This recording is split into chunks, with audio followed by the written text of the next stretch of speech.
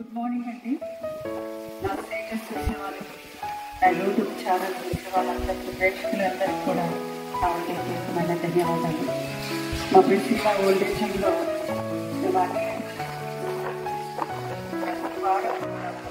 chicken biryani